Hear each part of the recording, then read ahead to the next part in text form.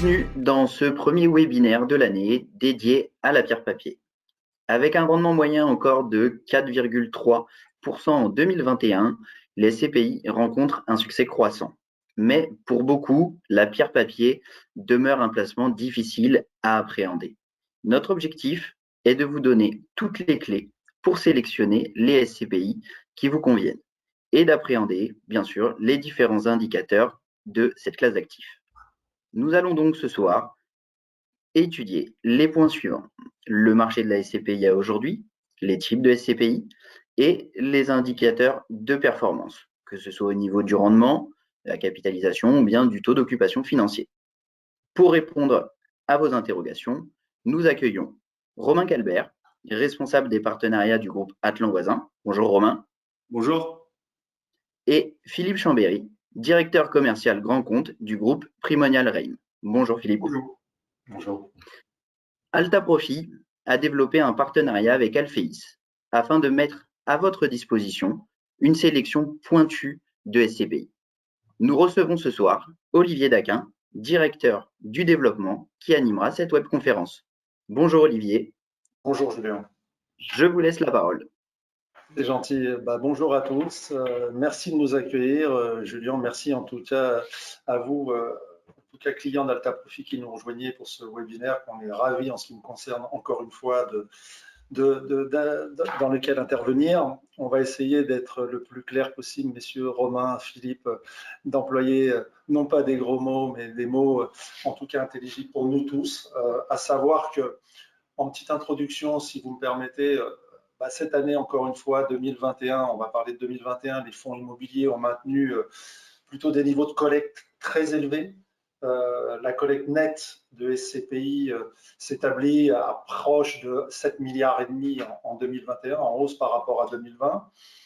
Si on regarde dans cette classe d'actifs immobilières de SCPI, les bureaux captent encore autour de 45% de la collecte. Ensuite, on voit poindre fortement la santé et l'éducation, en tout cas tout ce qui tourne autour de cette classe de vie est autour de 25%. Les stratégies diversifiées autour de 20%.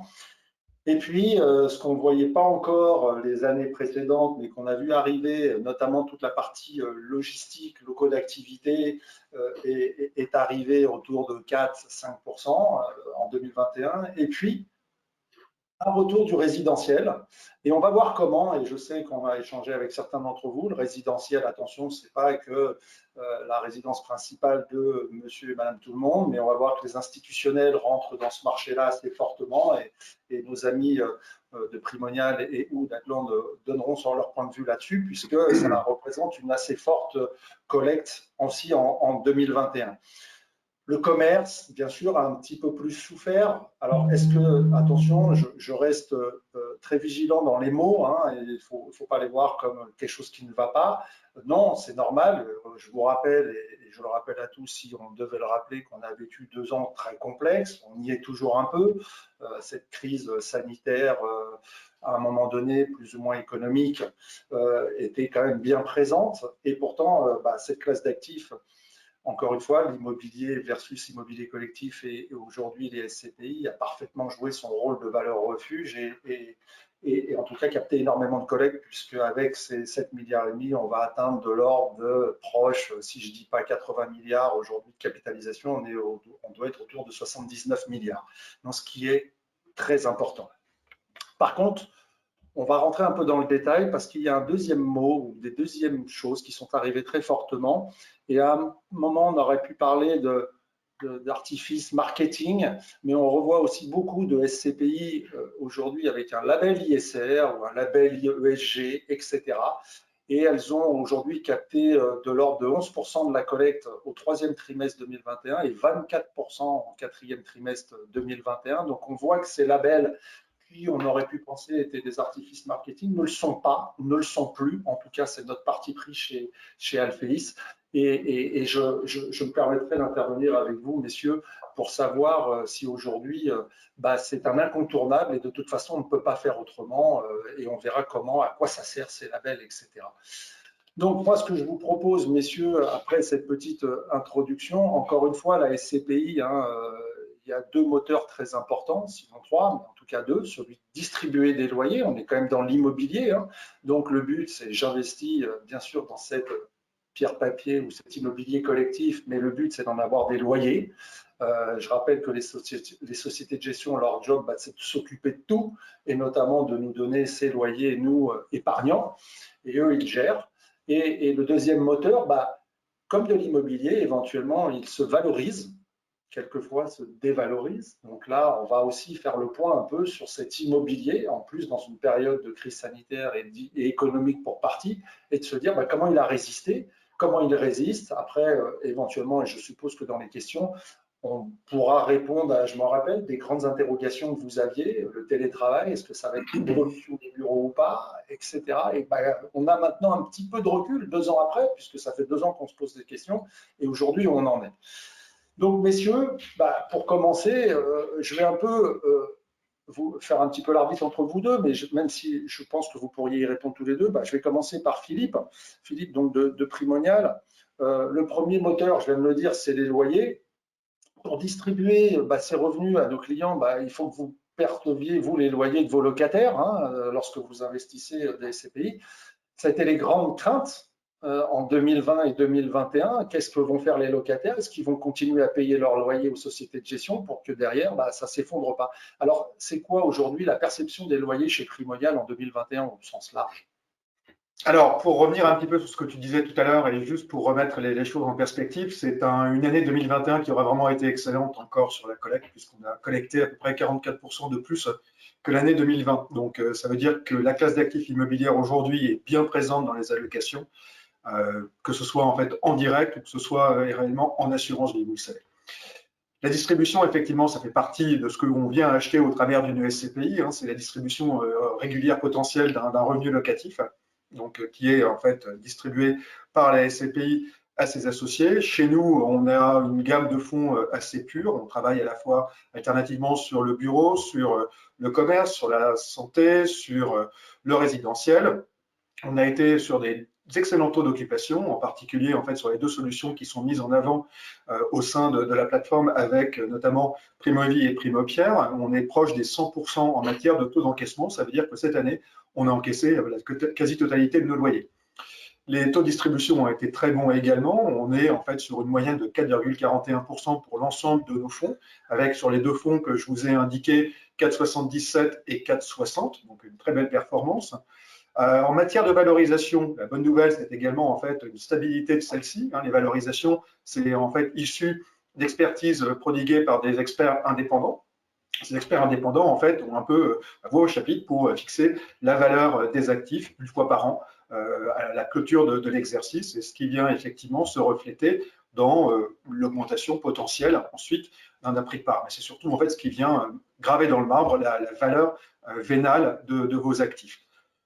Voilà à peu près pour Primonial. Donc, je dirais que c'était une année, somme toute, excellente, voilà, et qui devrait, en fait, je pense, se perpétuer en 2022. Les perspectives restent encore bonnes, à la fois sur la collecte, sur les investissements, et puis sur les prévisionnels en matière de distribution ou de performance pour d'autres fonds, parce que ça dépend effectivement des fonds. On va parler effectivement d'auto de distribution pour des SCPI, mais ce n'est pas la majorité des produits de l'immobilier collectif non coté. Vous retrouvez aussi d'autres formats, tels que des OPCI ou des SCI, où là, on va plutôt parler de performance. Voilà. Merci Philippe. Romain Calbert, donc chez Atlante Voisin, donc une SCPI aussi importante, bien connue maintenant, Épargne Pierre, de l'ordre qui a dépassé le milliard aujourd'hui de capitalisation.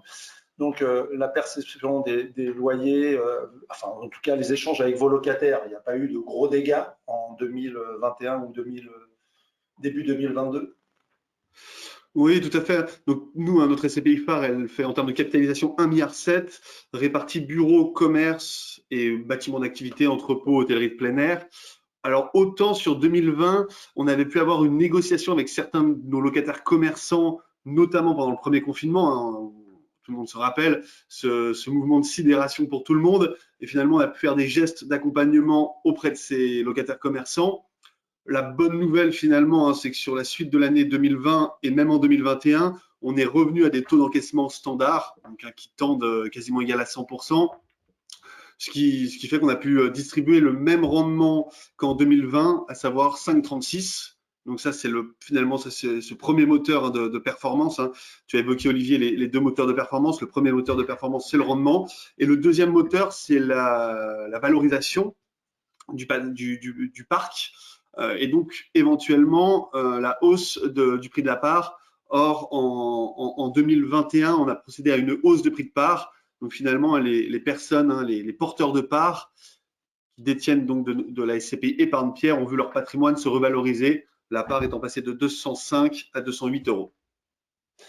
Alors, vous êtes venu sur les deux moteurs assez vite, à savoir la distribution des loyers et l'estimation, le parc immobilier. Donc tout ça me paraît très rassurant à l'idée de savoir que oui, vous avez rentré la quasi-totalité des loyers.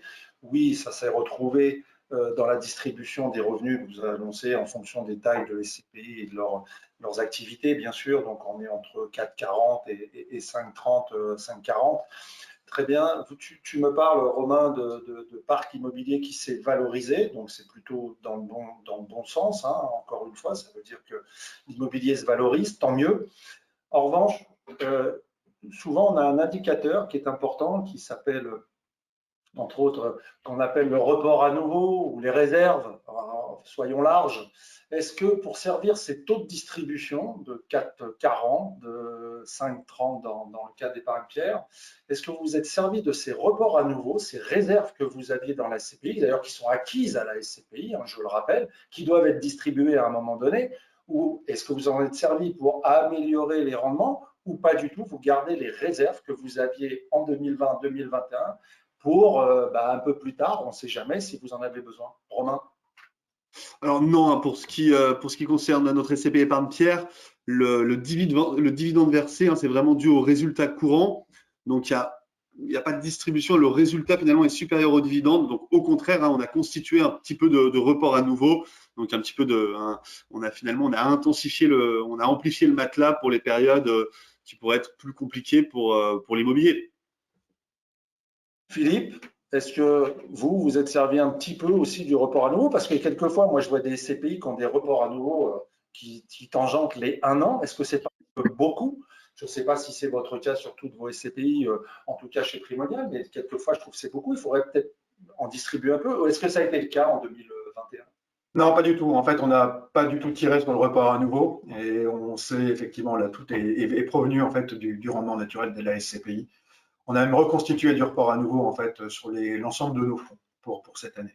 Donc effectivement, tu en parlais tout à l'heure pour effectivement peut-être pour le futur voilà, assurer une distribution. Il faut quand même rappeler que outre les loyers qui sont encaissés par les SCPI, on peut distribuer des acomptes exceptionnels et on peut également distribuer de la plus-value.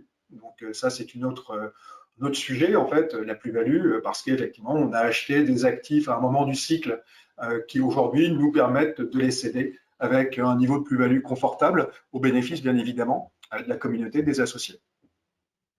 Très bien. Alors, messieurs, on est rentré un petit peu dans le détail de bien choisir sa SCPI. On a parlé, bien sûr, on va regarder le rendement. Bon, c'est une chose. C'est sûr qu'on est très content quand on a des beaux rendements au-dessus de 4 en ce moment. Hein. Je rappelle que le fonds en euros fond vers autour de 1 à 50, peu importe, donc 4% en immobilier. C'est un actif qui est un petit peu différent, il n'a pas les mêmes valeurs, mais c'est quand même intéressant de donner de l'immobilier autour de 4 aujourd'hui, 4,5, 5, 5,5. Il y a d'autres critères. On a parlé bien sûr de regarder si cette SCPI a des réserves et du report au nouveau.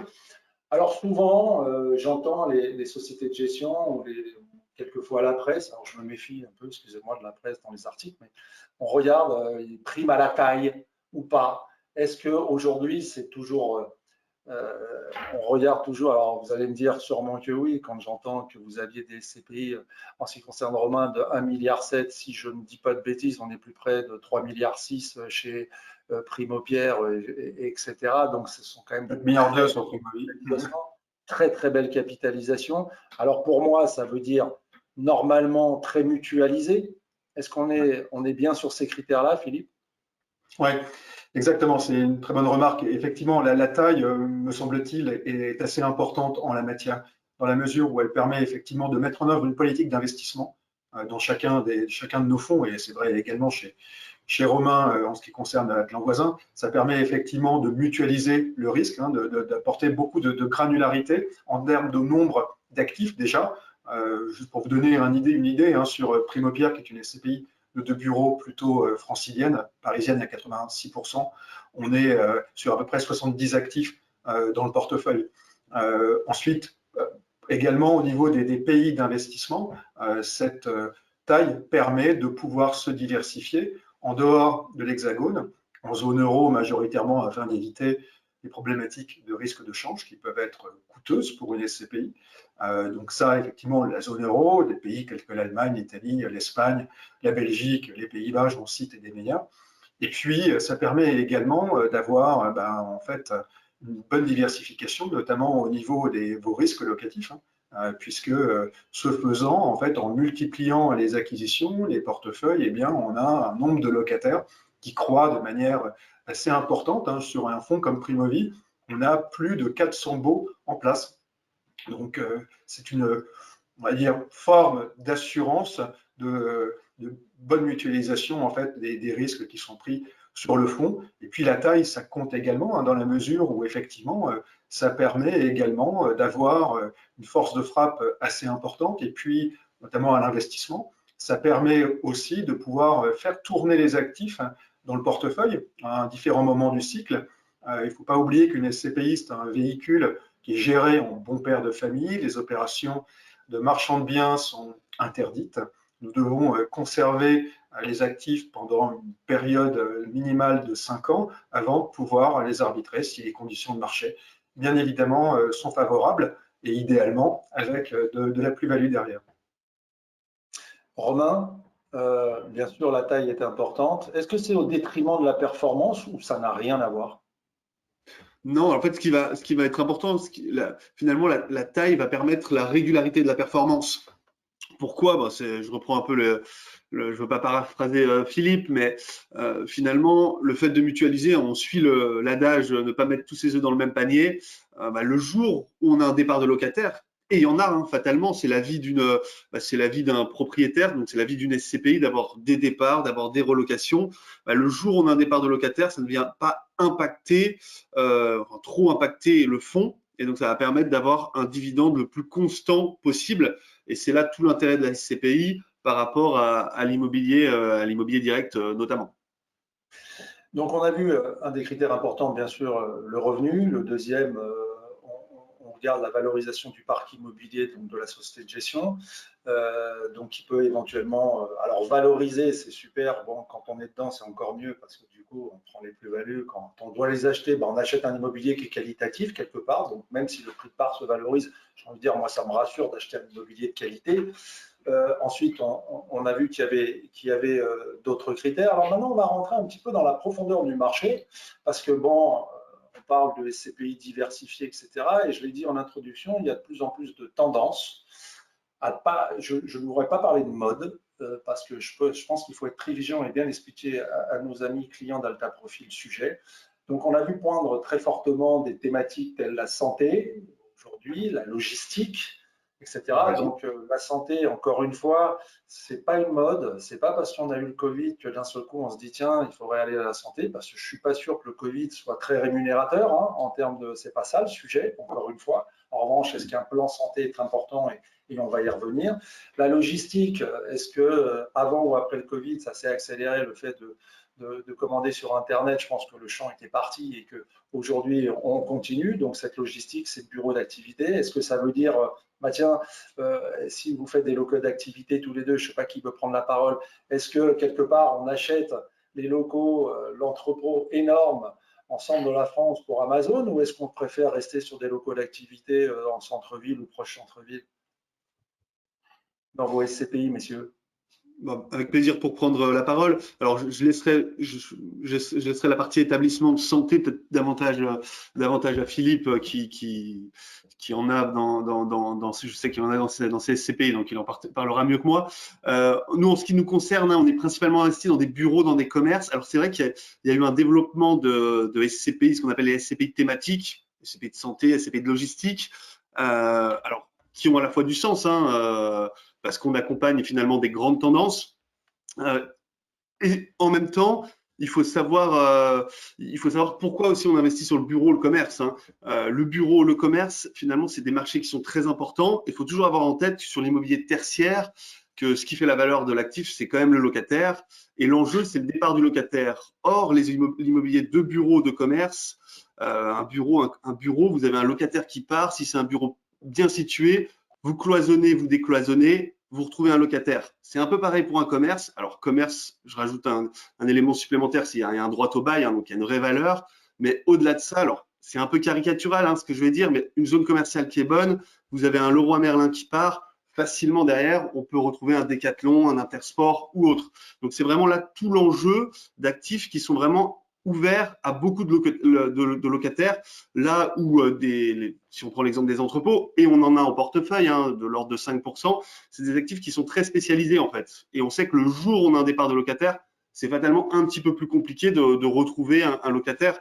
Je vous donne un exemple, hein, si on a un transporteur, on a un actif qu'on loue à un transporteur, ben, il faudra forcément un transporteur à moins de réaménager l'actif.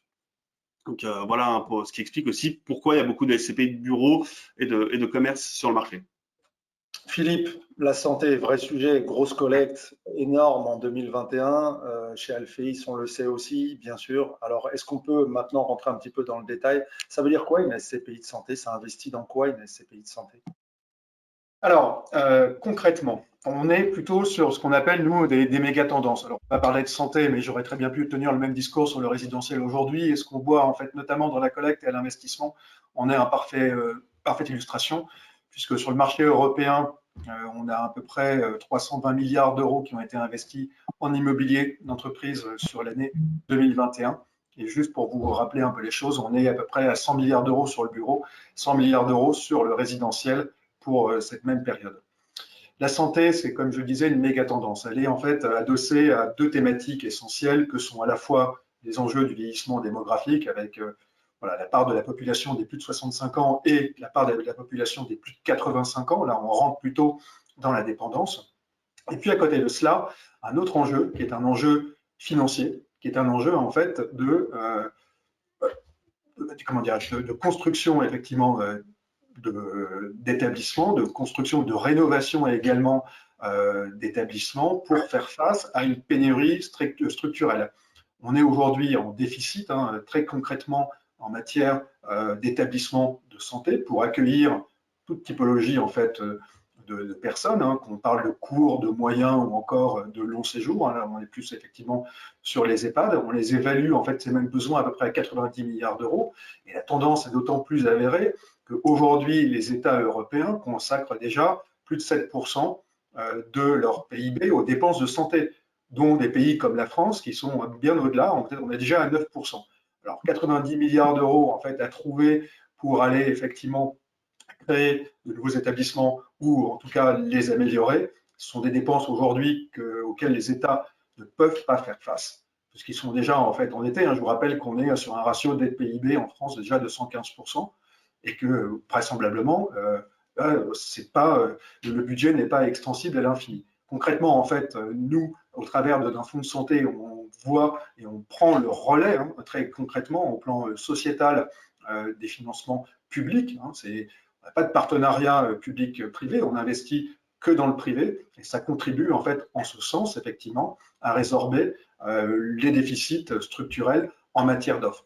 Et puis, ce faisant, on a instillé également dans ce fonds santé dans lequel on est investi à la fois dans des cliniques, dans des maisons médicalisées, parce que les formats en fait varient bien évidemment aussi en fonction des pays. En France, Allemagne, Italie, j'en parlais tout à l'heure, on est un gros investisseur en Europe, puisqu'on gère plus de 10 milliards d'euros sur la classe d'actifs santé, sur les quelques 32 milliards que nous avons sous gestion. Donc, bien évidemment, les formats n'ont pas les mêmes appellations, ni même modèle économique en fonction des pays. Donc, maisons médicalisées, j'en parlais, les cliniques psychiatriques, des établissements de soins de suite, encore de réadaptation, des EHPAD pour la France, mais ça peut s'appeler des maisons de retraite médicalisées dans d'autres pays.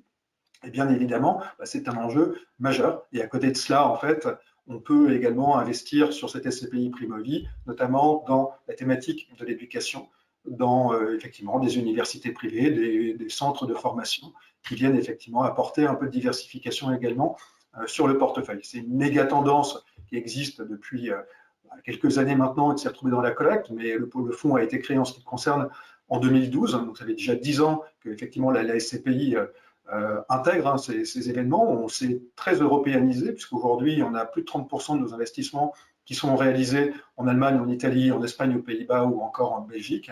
Voilà, avec notamment une prépondérance sur l'Allemagne, où nous avons notre propre société de gestion, donc, qui nous permet également à la fois de mieux suivre les actifs et d'assurer une forme de sourcing. C'est un modèle assez vertueux qui, par ailleurs, en fait, a vocation à adresser des partenariats long terme. Ce que l'on fait, c'est grâce un petit peu à la taille, c'est s'adresser à des acteurs de renom, plutôt de dimension internationale ou européenne, qui nous permettent également de pouvoir accueillir des niveaux de collecte assez importants et de pouvoir surtout l'investir dans de bonnes conditions. Alors, je vais me faire un petit peu agitateur d'idées. Ouais. Vous me parlez beaucoup de collecte tous les deux. Ouais. Super de collecter l'épargne de nos clients et de vos clients. En revanche, est-ce que vous avez, excusez-moi de l'expression, du pipe ou en tout cas un peu de réserve pour aller acheter? Et collecter, c'est bien beau, mais encore faut-il l'investir. Est-ce que vous avez de quoi investir aujourd'hui? Est-ce qu'il y a de la profondeur de marché? Alors, j'ai entendu 2-3 choses qui m'intéressent parce que j'ai bien compris que le terrain de jeu en France n'était plus assez grand et qu'il fallait s'ouvrir, notamment en Europe. Et j'entends parler d'Allemagne, j'entends parler de Benelux, etc. Mais est-ce que vous avez un peu de quoi, vous avez sourcé déjà de quoi investir cette collecte qu'on est en train de faire? Un début d'année d'ailleurs, un très beau début d'année de collecte. Encore une fois, je pense que cette classe d'actifs attire de nombreux épargnants et elle a bien raison. En revanche, est-ce que vous avez de la surface pour investir aujourd'hui toute cette collecte engendrée et créée? Romain? Ouais, c'est tout l'enjeu finalement sur une SCPI. On collecte 1 euro et en face, il faut que ce soit 1 euro investi, bien investi et rapidement. Donc là, il y a un vrai enjeu. Nous, l'année dernière, on a collecté sur notre SCPI épargne-pierre quasiment 400 millions d'euros. On a investi plus de 450 millions d'euros. Donc, on arrive à investir. Alors, il y a une réalité quand même qu'il faut pas nier. Vous le constatez vous-même, les prix de l'immobilier ont augmenté. Donc, les rendements, donc si on calcule finalement le loyer par rapport au prix de l'immobilier, ont tendance à un petit peu baisser. Donc, fatalement, là où avant, on arrivait à acheter avec des rendements très attractifs, les rendements ont tendance à s'éroder au cours du temps. Mais malgré ça, on arrive à acheter sur des niveaux de rendement qui restent élevés. Dans le cas de notre SCPI épargne-pierre, on achète avec un rendement supérieur à 6, ce qui permet de rester sur un niveau de dividende élevé et constant dans le temps. Donc ça, c'est pour répondre au premier sujet. Juste une petite aparté. Nous, épargne-pierre, on investit exclusivement en France et il y a quand même de la matière, à la fois en Île-de-France et dans ces grosses métropoles régionales qui tirent l'activité économique. Pourquoi il y a de la matière? Il y a toujours beaucoup d'échanges. Finalement, on a des gens qui vendent. Donc, fatalement, nous, on se positionne en face comme acheteur. On a aussi, il ne faut pas l'oublier, des sociétés qui étaient propriétaires de leurs actifs, finalement, qui étaient propriétaires et exploitants de leurs actifs, qui décident de devenir locataires. Pourquoi? Pour se concentrer finalement sur leur carte d'activité. Et tout ça, finalement, ça crée des opportunités d'acquisition derrière. Merci, Romain. Philippe, il y a de la profondeur de marché aujourd'hui en Europe, même si j'ai bien compris que vous aviez l'intelligence de prendre aussi des acteurs sur le marché allemand, etc. En tout cas, je suppose, parce que le sourcing est très important, il faut être sur les bons dossiers au bon moment. Donc, j'entendais parler beaucoup d'Europe du Nord. Et là, je t'ai entendu parler un petit peu d'Italie, je t'ai entendu parler un peu d'Espagne. Qu'est-ce qu'on achète aujourd'hui en Italie et en Espagne? Bonne question. On n'achète pas de bureaux en ce qui nous concerne en Italie et en Espagne, non pas en fait que ce ne soit pas des marchés matures, mais on a en fait un marché parisien et francilien qui est suffisamment profond aujourd'hui, parce qu'en fait c'est un des marchés principaux européens, c'est le deuxième en termes de taille après Londres, mais en zone euro réellement c'est le premier devant des villes comme Berlin et Francfort, et pratiquement en termes double en termes de volumétrie. Donc le marché de bureaux, on le fait en France, de la même manière en fait que Atlan. On s'intéresse principalement à ces pays sur les segments du résidentiel ou encore de la santé, voire du commerce. Et donc, on va chercher en fait en Europe cette nécessaire diversification parce qu'effectivement, le marché, aujourd'hui, si on parle par exemple de santé, est devenu trop exigu. Beaucoup d'externalisations de murs ont déjà été opérées par les opérateurs il y a 10 ans pour faire de la croissance externe. et donc se concentrer, comme disait Romain, sur leur métier de base, qui est effectivement de gérer les actifs, et puis une prime à la taille tout de même. Donc il faut effectivement faire vivre la société et la faire grossir. Donc sur ce terrain de la santé, hormis l'Europe, je dirais, point de salut aujourd'hui, il faut le faire intelligemment, il faut le faire effectivement de façon coordonnée avec les opérateurs. Et puis sur des pays comme l'Espagne, notamment là je parle plutôt de résidentiel, vous avez en fait des déficits d'offres locatives assez importants sur des métropoles régionales, mais c'est également vrai en fait dans des villes comme Madrid. Et là, en l'occurrence, on va chercher effectivement à s'adosser à des experts locaux, des promoteurs en l'occurrence, pour construire un pipe immobilier, pour construire en fait voilà, un carnet de commandes pour futur qui soit suffisamment important pour accueillir les volumes de collecte. Je parlais tout à l'heure de santé, on a collecté 860 millions d'euros sur Primovi et on a investi cette année pratiquement 1,3 milliard sur le fonds. Sur Primopierre, bureau français, on a collecté 400 millions d'euros et on a investi à peu près 650 millions d'euros. Et sur nos autres fonds, on est à peu près dans des ordres de grandeur moindres, mais en tout état de cause, on a réussi à investir la collecte. Et puis, on a ce qu'on appelle… Ça veut dire, si je vous entends, que vous faites toujours un petit peu appel à de la dette? Alors, oui, tout à fait. La dette, en fait, aujourd'hui, les conditions de financement sont assez attractives. Il y a deux manières d'acheter de l'immobilier, en Europe ou en France. On l'achète dans la SCPI soit directement, soit indirectement, en faisant prendre à la SCPI une participation dans un fonds institutionnel. Et ces fonds institutionnels ont pour vertu, effectivement, que de faire participer les associés personnes physiques à des opérations auxquelles ils n'auraient pas accès en principe. Ce sont des opérations, en fait, en règle générale, de grande envergure, avec des locataires de grande qualité, qui nous permettent effectivement de structurer avec du levier, au regard en fait, du coût de la dette. Chacun autour de la table, et bien sûr, vous qui nous regardez aujourd'hui, vous êtes, je pense, très heureux des conditions de financement que l'on obtient auprès de nos banquiers respectifs. Et donc, il n'y a pas de raison que nous, gestionnaires d'actifs, on ne puisse pas en bénéficier. Tout cela, bien évidemment, dans certaines limites fixées par les statuts des véhicules que nous gérons. Il nous reste quelques minutes avant de passer aux questions éventuelles. Romain, si j'ai un peu d'épargne aujourd'hui et que je veux investir dans les SCPI, parce que j'ai bien compris que c'était une valeur, un actif tangible, une valeur refuge intéressante et en plus une classe d'actifs d'avenir, j'investis quoi chez Atlante Voisin aujourd'hui si je devais prendre un fonds? C'est notre SCPI phare qui est Épargne-Pierre. Pourquoi? C'est que c'est une SCPI qui est extrêmement diversifiée, qui est extrêmement bien mutualisée. Il y a plus de 200 actifs, plus de 600 locataires, donc ça permet d'avoir une pérennité sur le revenu. Après, ce qui peut être intéressant, et c'est là où tout l'intérêt d'aller voir votre conseiller Alta Profit, c'est qu'il va vous aiguiller en fait sur le mode de détention, puisqu'il peut y avoir un intérêt de souscrire en pleine propriété, un intérêt de souscrire en démembrement, un intérêt de souscrire comptant, un intérêt de souscrire à crédit. Et finalement, votre conseiller Alta Profit va permettre de vous guider par rapport à votre situation sur ce mode de détention qui est capital quand on souscrit en part de SCPI, finalement, que ce soit sur notre SCPI Épargne-Pierre ou d'autres SCPI de la place. Philippe, si aujourd'hui je dois sélectionner une ou deux SCPI chez Primonial, j'ai bien compris que Primovi, Primopierre avait du sens. Ouais. Pourquoi? Et toujours beaucoup de sens, même si la taille est importante, je crois, dans les deux cas. Oui, bien sûr. De grosses capitalisations, des véhicules extrêmement mutualisés aujourd'hui, adossés à des méga tendances, deux choses un peu différentes qui les séparent. En fait, un fonds un peu plus cyclique qui est celui du bureau, et puis un fonds un peu plus acyclique qui est celui de la santé, avec des baux en règle générale beaucoup plus longs sur la santé, puisqu'ils vont de 12 à 20, 25 ans en fonction des pays dans lesquels on investit. On va dire de bureau, on est plutôt sur des baux fermes de 9, 12 ans. Deux choses également différentes, c'est bien évidemment les segments sur lesquels vous êtes investi. Vous avez d'un côté en fait une méga tendance qui est celle de la santé, du vieillissement de la population et des déficits d'infrastructures.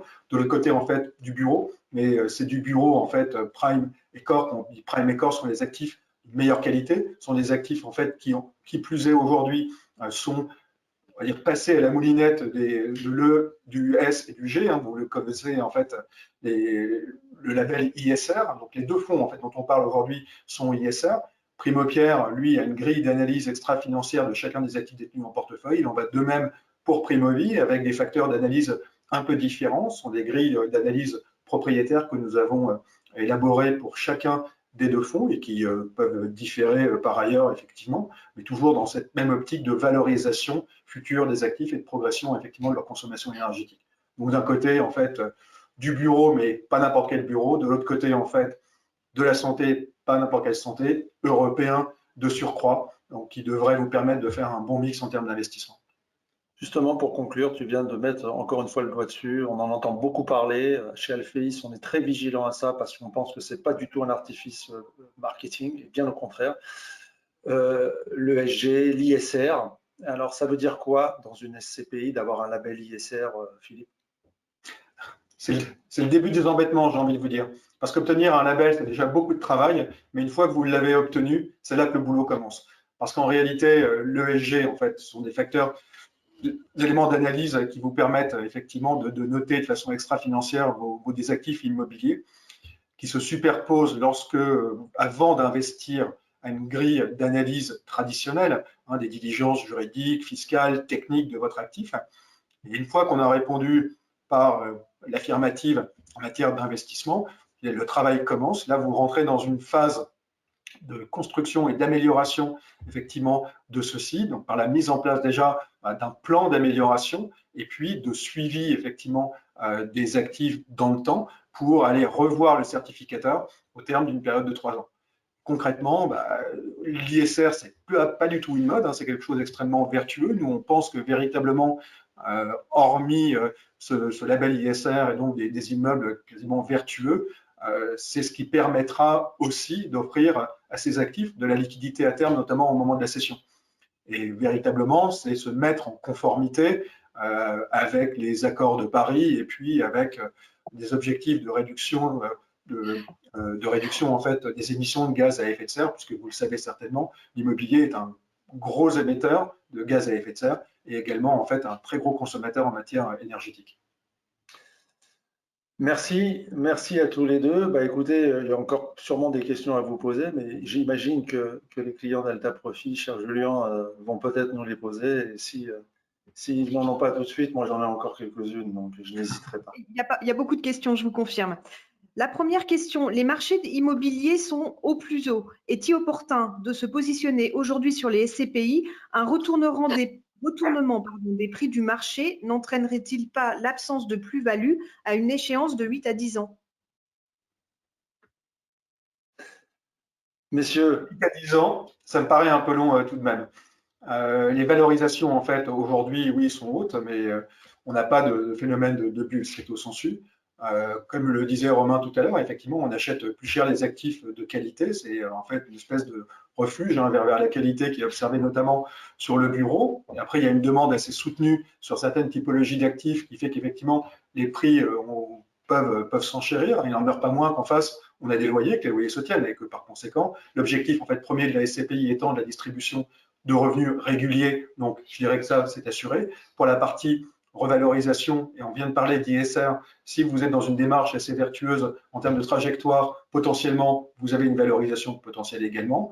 Là, vous abordez en fait la personne qui a posé la question également, le point des valorisations, notamment au regard potentiel de l'inflation et de la hausse des taux potentiellement directeurs des BCE, et puis bien sûr, ce qui va se traduire dans les coûts de financement.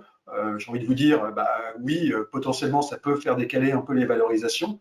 En revanche, c'est pas aussi évident que ce soit sur une période aussi longue de 8 à 10 ans. Enfin, on n'a pas d'indicateurs qui permettent de le dire aujourd'hui.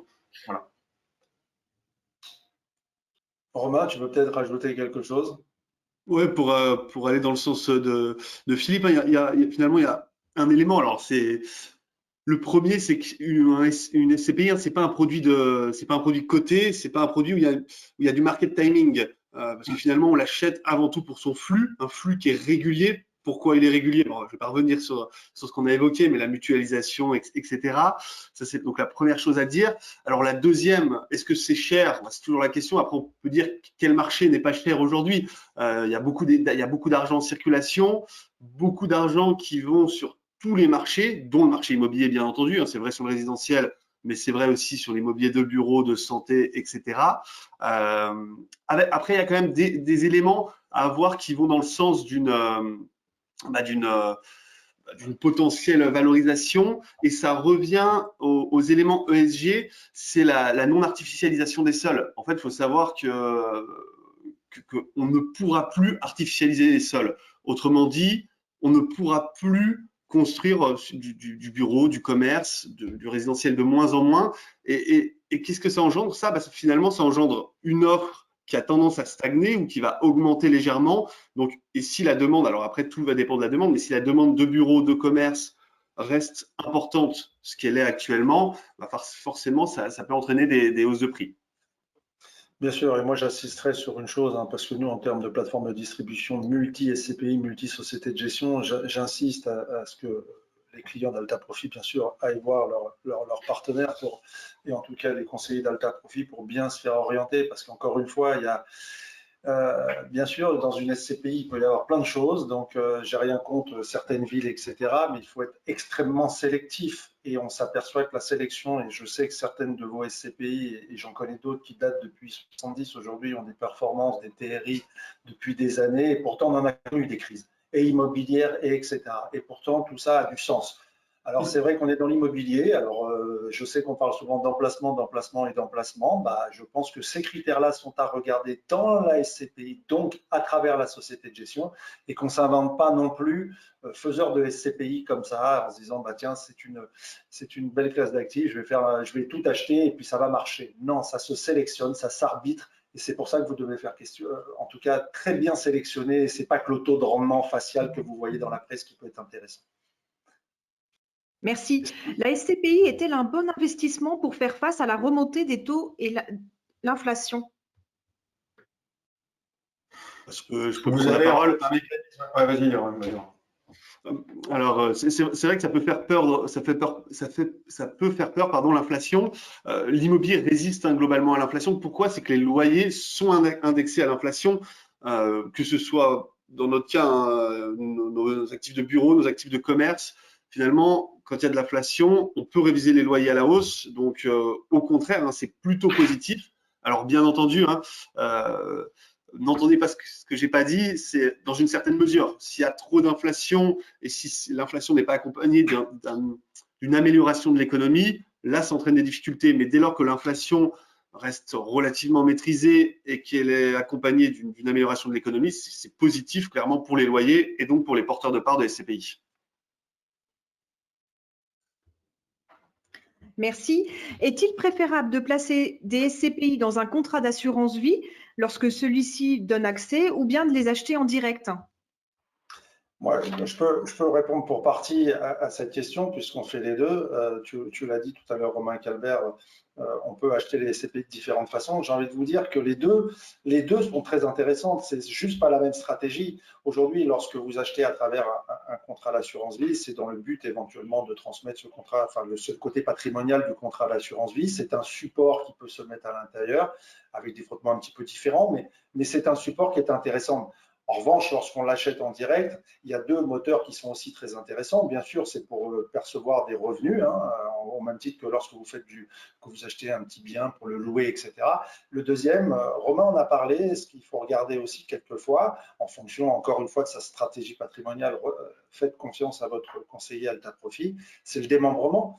Parce que le démembrement, je vous rappelle que vous pouvez aussi acheter des parts de SCPI, soit le côté nu propriétaire pour différentes raisons. J'ai 50 ans ou 55 ans, dans 10 ans, éventuellement je suis à la retraite, c'est à ce moment-là que j'aurai besoin des revenus et pas tout de suite. En revanche, là j'ai une somme d'argent qui m'est rentrée, éventuellement je suis plus ou moins imposé à la LIFI. Est-ce que ça aurait du sens aujourd'hui d'acheter ces biens, donc ces SCPI en propriété? Bien sûr que oui. Donc voilà, donc acheter en direct peut avoir du sens dans certains cas, les mettre à travers un contrat d'assurance vie ou un contrat de capi est un support très intéressant, alternatif au fonds en euros et à d'autres choses. En revanche, il ne faut pas les mettre l'un contre l'autre, c'est peut-être l'un et l'autre.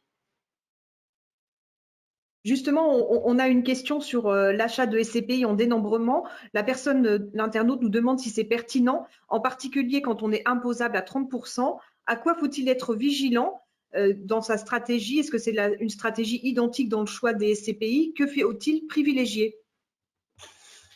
Alors, je laisserai répondre mes camarades, mais Oui, bien sûr que c'est une stratégie qui est très intéressante, hein, de démembrer l'immobilier en tant que tel. Donc, le choix de la SCPI derrière, il est le même qu'on l'achète en pleine pro ou pas. C'est-à-dire qu'il faut sélectionner une SCPI qui a du sens et il n'y a pas de sujet. Ensuite, pourquoi le démembrer? Encore une fois, hein, d'un côté, je vais être nu propriétaire, je ne vais pas toucher de revenus avant justement que l'usufruit rejoigne la pleine propriété. Et ça se démembre sur des clés de l'ordre de, nous le faisons chez Alphaïs entre 3 et 20 ans, hein, pour votre info. Alors, c'est vrai qu'on a l'habitude de voir du 3 ans, 5 ans, 10 ans, 7 ans, 12 ans, 15 ans, un peu moins 20 ans. Mais, et ça a du sens du côté nu propriétaire, comme je vous l'ai dit. Je n'ai pas besoin de revenus tout de suite. Je veux éventuellement m'exonérer de l'IFI et donc je n'aurai pas d'impôt hein, quelque part. Et puis lorsque ça rejoindra, l'usufruit rejoindra la pleine pro, et ben, je récupérerai la pleine propriété, donc les revenus, etc. Et quelque part, je leur ai payé, imaginons sur 10 ans, des clés qui doivent ressembler à 67,33. Donc, je vais payer 67 €, quelque part une part qui en vaut 100 et qui en vaudra à valeur constante 100 dans 10 ans. De l'autre côté, l'usufruitier, lui, il va dire, moi, je vais payer quelque chose 33, bien sûr, mais je vais avoir des revenus sur 100. Donc, c'est une autre stratégie que l'on trouve éventuellement lorsqu'on a besoin. On trouve beaucoup de structures commerciales qui viennent chercher de l'usufruit temporaire de SCPI pour faire une rémunération de trésorerie à 3 ans, 5 ans, 7 ans, 10 ans, qui est très intéressante, puisqu'en plus, elle est, entre guillemets, excusez-moi le mot, dopée par le fait du système de l'amortissement. Donc voilà, c'est deux stratégies qui sont très, très différentes. Les nus propriétaires, c'est pour avoir des revenus plus tard, et puis l'usufruit, c'est pour faire de la trésorerie, entre autres, et de la captation de plus-value de trésorerie sur des durées généralement un petit peu plus courtes. Merci. Une autre question. L'impact du télétravail sur les SCPI de bureau ne sera-t-il pas davantage visible d'ici 2 à 3 ans, le temps que les entreprises se réorganisent? Y aura-t-il moins de demandes de bureaux et donc plus de vacances locatives? Il y aura une demande de bureaux.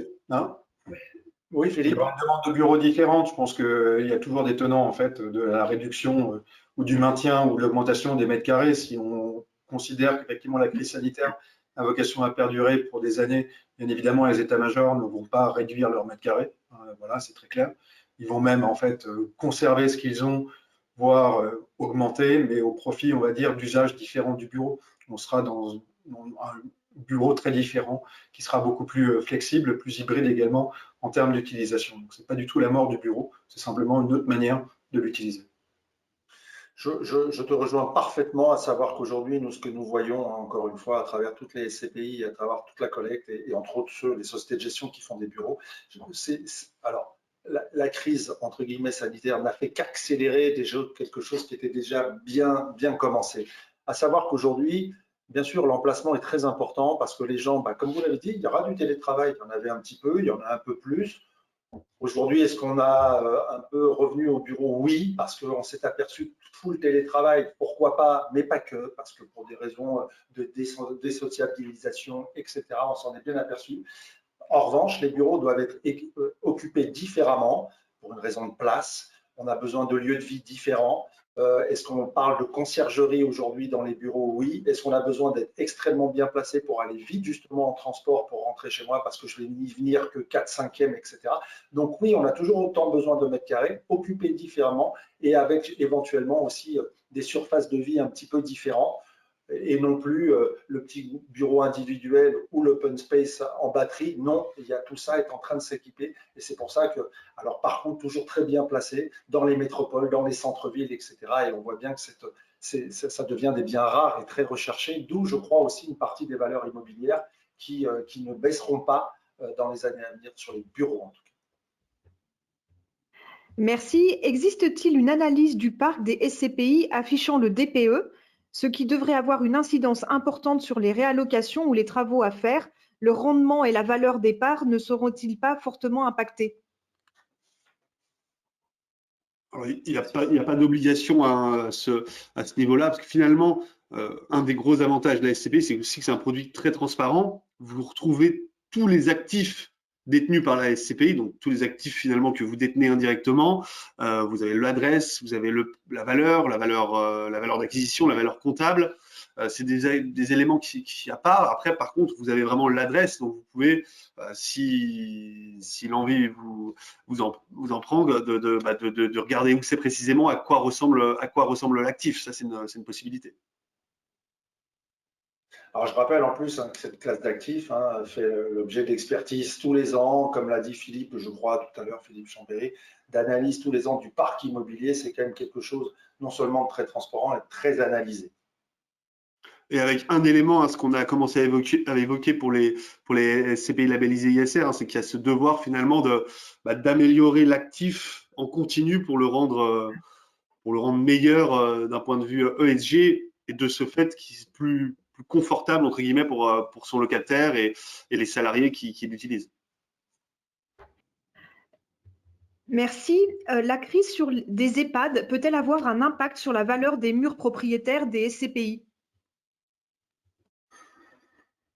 Alors là, c'est un grand débat. Aujourd'hui, effectivement, on est plutôt dans une controverse. Nous, on reste extrêmement attachés au modèle des EHPAD et en réalité, on sélectionne les opérateurs avec lesquels on travaille. On est bien évidemment sensible à la qualité de l'exploitation, on est sensible au bien-être des occupants. On intègre d'ailleurs ces paramètres au moment de l'acquisition et lorsqu'on passe les partenariats avec les exploitants, donc ça va de soi. Affecter ensuite les valeurs. On n'est pas sur, vous le savez, de l'immobilier coté, on est sur l'immobilier non coté. Un gestionnaire de SCPI détient des murs, donc il a une sensibilité qui est bien moindre. Je ne vais pas avoir une volatilité comme l'ont les deux exploitants en fait, auxquels vous faites certainement référence, qui ont effectivement connu une volatilité boursière assez importante au cours de la dernière semaine. On sera moins affecté, bien évidemment, parce que nous, on a en fait en face un bâti qui est valorisé par un expert, et l'expert, il tient compte notamment de la durée du bail en place dans ses calculs d'actualisation. Donc, j'ai envie de vous dire,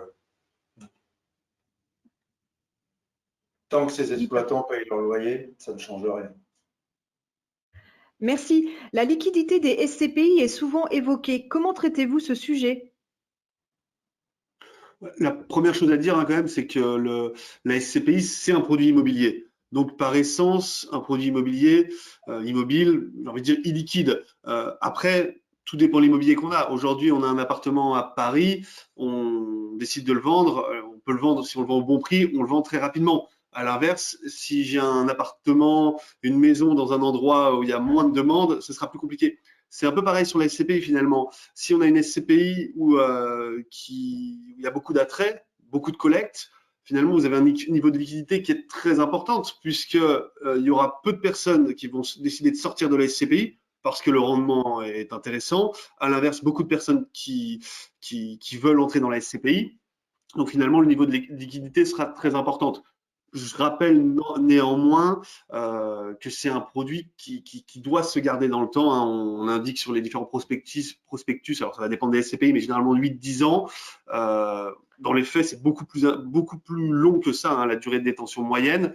Mais pour cette raison de produits immobiliers, c'est qu'on ne sait pas. L'immobilier, finalement, c'est comme tout marché, il y a des cycles. Il y a des cycles qui peuvent être un peu moins bons. Et à ce moment-là, potentiellement, il ne faudra pas avoir à revendre ses parts.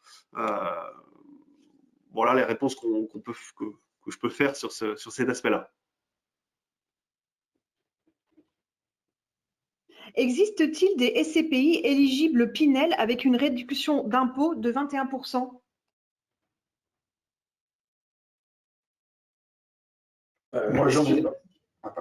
Est-ce qu'il existe des SCPI, entre guillemets, j'aime pas le mot, fiscal, avec des dispositifs du style Pinel, du style etc. Oui, d'accord. Donc, en fonction des dispositifs, vous avez toujours une petite classe d'actifs et un petit nombre de SCPI qui répondent à ces dispositifs fiscaux, soit, on l'a vu, Pinel et d'autres. Donc oui, ça existe. Ou Malraux, ou etc. Oui, vous avez des SCPI sur le marché qui existent avec ces dispositifs. Ce sont quand même des SCPI qui sont bien différentes, qu'il faut analyser de façon extrêmement différente. Il faut bien regarder le sujet. Il ne faut pas que… C'est au même titre que je vais revenir, la SCPI ne répond juste entre guillemets, la carcasse, qu'est-ce qu'est le Pinel derrière, etc. Donc, il faut bien sélectionner à l'intérieur, savoir ce qui est acheté à l'intérieur de cette SCPI. Ensuite, elle répercute exactement le même système dispositif fiscal. Merci. Une autre question et une dernière question. Aujourd'hui, de nombreuses SCPI investissent en Europe. Quels sont les avantages? La diversification, déjà d'une part, le sourcing d'autre part, donc la capacité effectivement à dépasser les frontières pour aller justement investir la collecte qui a été réalisée. Il y a quelques avantages également fiscaux, puisque vous avez en fait des conventions de non-imposition. Parfois, les prélèvements sociaux sont pas payables et vous avez en fait une restitution sous forme d'avoir fiscal au niveau de l'impôt qui a été payé dans le pays dans lequel se situe l'actif. Donc oui, il peut y avoir un petit intérêt. Ouais. Bien sûr, encore une fois, Philippe, il parle, entre autres, il a beaucoup parlé d'Allemagne, du fait de la non-imposition sur les deux pays, on est imposé sur les revenus fonciers de l'immobilier où il se trouve, à savoir en Allemagne. Et il s'avère que lorsque vous êtes fortement imposé en France et que vous avez de l'immobilier en Allemagne, le taux d'imposition, il n'est pas tout à fait le même. On est plutôt autour de 15-20% versus un TMI. Si on est à 30 ou 40 en France, vous imaginez tout de suite que l'avantage est plus intéressant. En revanche, attention, quelquefois, l'immobilier en Allemagne ne rapporte pas autant que l'immobilier en France. Donc, vous pouvez avoir un taux de distribution qui est plus près de 4, 4,5 en Allemagne, quelquefois 5, 5,5 en France. En revanche, en fonction de votre tranche d'imposition, vous allez peut-être récupérer un petit peu de cette performance. Mais je rejoins ce qu'a dit Philippe. Je n'achèterai pas une SCPI parce qu'elle a un avantage fiscal, j'achèterai une SCPI parce que c'est un actif immobilier intéressant et bien valorisé. Et il s'avère que de temps en temps, il a un moteur d'incentive fiscal intéressante. Ok, c'est le plus, mais je n'y vais pas à cause de ça au départ. Merci beaucoup, messieurs, pour toutes ces explications. Tout d'abord, je tiens à vous remercier pour le temps passé, le temps consacré à, bien sûr, nos épargnants. Nous allons maintenant vous exposer les points importants à retenir de cet échange.